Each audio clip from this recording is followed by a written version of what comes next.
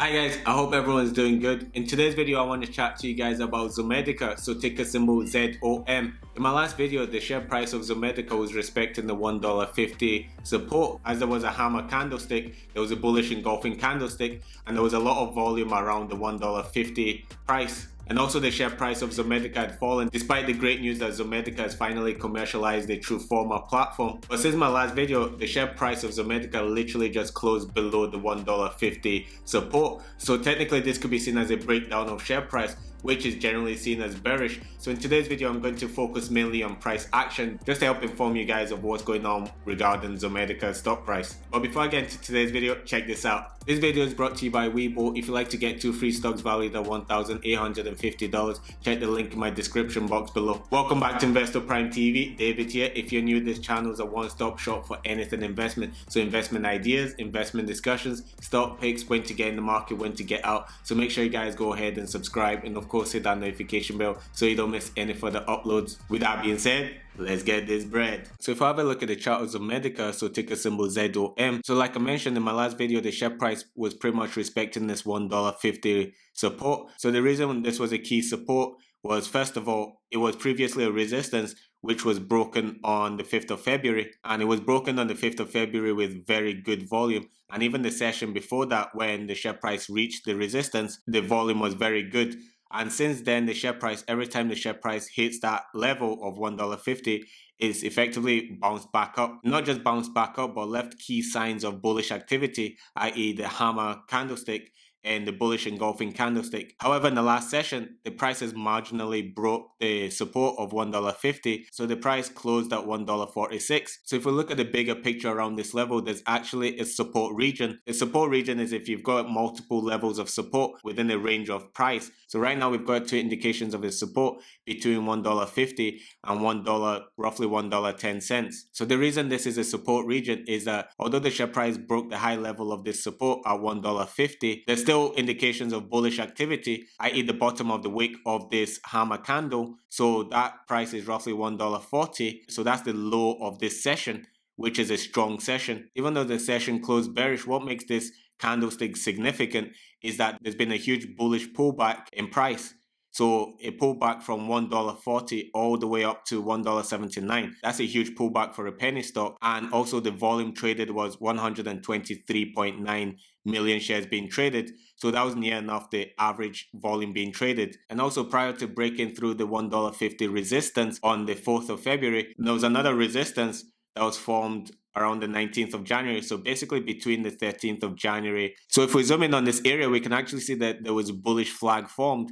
And the breakout of this bullish flag was effectively the start to this huge bullish run. If the share price breaks above the resistance of a bull flag pattern, then you can have a lot of confidence that there's a lot of momentum behind that move, which is a huge reason why Zomedica's share price effectively doubled, went from $1 to $2. So the fact that the resistance of this bullish flag pattern that was broken on the 1st of February coincides with the lower part of this support region. So this whole area effectively is a support region. And also if we have a look at every time the price reached around this area, if we have a look at the volume on the 23rd of February, there was 155 million shares being traded. And on the 5th of March, there was roughly 123 million shares being traded.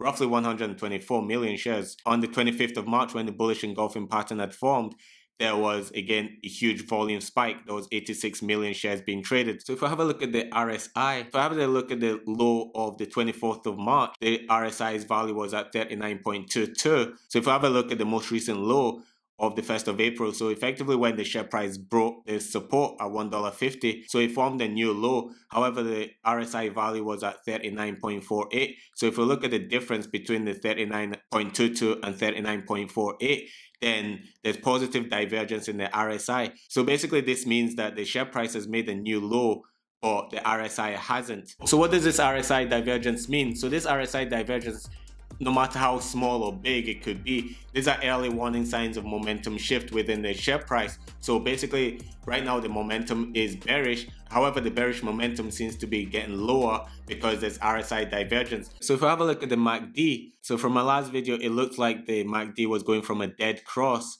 to effectively a golden cross because the signal line and the moving average had effectively converged. But since then, the bearish momentum picked up, so this re-established the dead cross. And since then, the dead cross has just been growing in strength.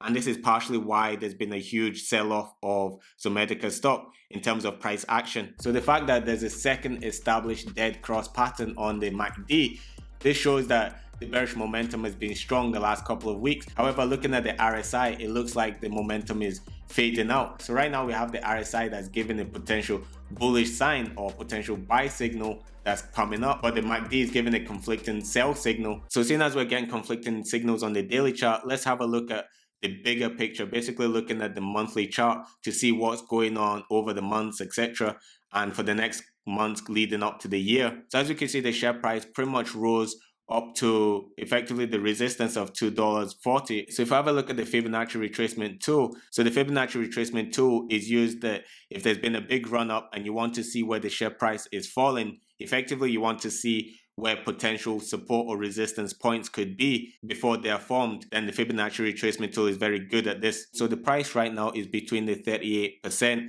and the 61% Fibonacci retracement lines. These are key mathematical figures that somehow turn out to be very accurate with price action. The way I look at the Fibonacci retracement tool is if drawn properly, then any price between the 38% and the 61% Fibonacci retracement lines is a buy signal or is a buy region. So right now the share price is in the buy region for the long term between $1.82 and $1.16. These are effectively buy regions. And then if we go to the daily chart, so effectively the Fibonacci retracement lines, so the 38% and the 61% coincide with the lines that I've given as my buy region. So between the 61% and the 50% of the Fibonacci retracement lines, so this coincide with $1.50 and $1.16, close to my $1.10. So if you enjoy the content that I put out on Zomedica, then make sure you guys subscribe and of course hit that notification bell so you don't miss another Zomedica upload. And if you guys like to support the channel, you can sign up to my Patreon. The link is in the description box below.